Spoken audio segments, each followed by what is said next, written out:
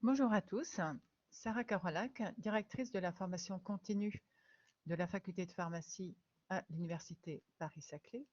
Je vais vous présenter donc en quelques mots notre offre de formation, mais vous pourrez donc nous joindre par la suite si besoin. Donc je vous laisserai donc à la fin de la formation les contacts de mes collègues.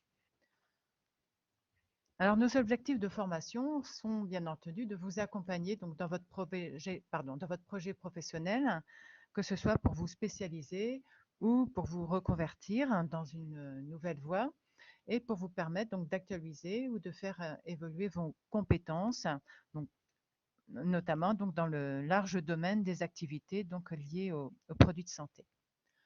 Nos atouts, donc, ce sont déjà une structure de recherche au sein de l'université Paris-Saclay, reconnue donc au niveau national et international également, une expertise du médicament et des produits de santé donc en général, et au-delà donc d'une équipe d'enseignants-chercheurs, tout un réseau de professionnels et d'entreprises dans les domaines de l'industrie pharmaceutique, chimique, cosmétique et agroalimentaire, avec qui nous entretenons donc différents partenariats. Notre offre de formation se décline en diplômes d'université, en diplômes interuniversitaires, en diplômes nationaux, donc des masters et des licences professionnelles, des formations courtes qualifiantes et des formations donc dans le cadre du DPC dont je vais vous parler donc un peu plus tard. Et donc, pour prendre un exemple, en 2019-2020, nous avons formé donc environ 200 stagiaires et nous avons recueilli donc un seuil de satisfaction donc de très bon, de 97,2%. Donc, je vais vous présenter donc maintenant donc assez rapidement nos différentes formations et il ne faudra pas hésiter donc à aller sur le site de l'université pour avoir plus de détails et bien entendu donc pour nous appeler.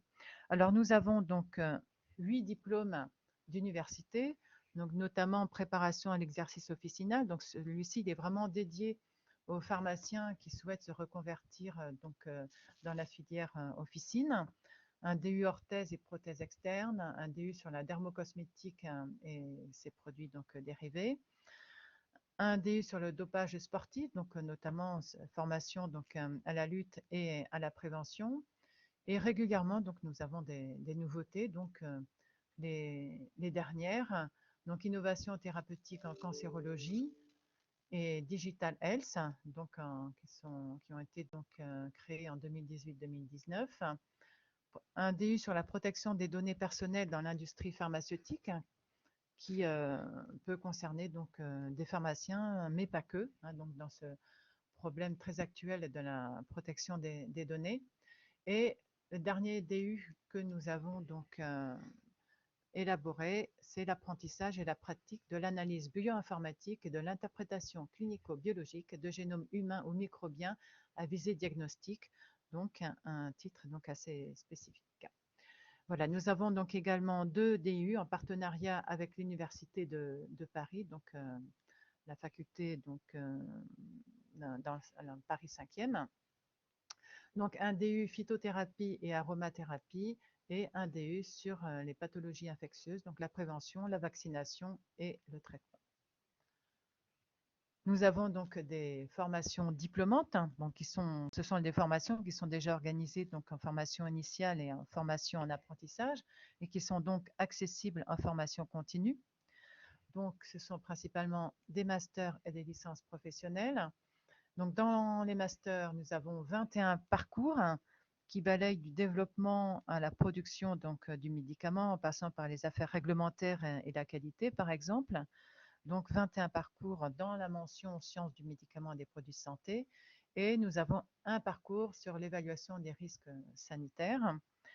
Et pour les licences professionnelles, nous avons 5 parcours, donc 4 qui sont donc dans la mention industrie pharmaceutique, cosmétologique et de santé, qui concernent la qualité, la production et l'analyse, le contrôle qualité, donc tous les moyens analytiques utilisés pour notamment contrôler donc, les médicaments, et un parcours donc dans la mention qualité, hygiène, sécurité, santé, environnement qui concerne la qualité dans les laboratoires de bioanalyse.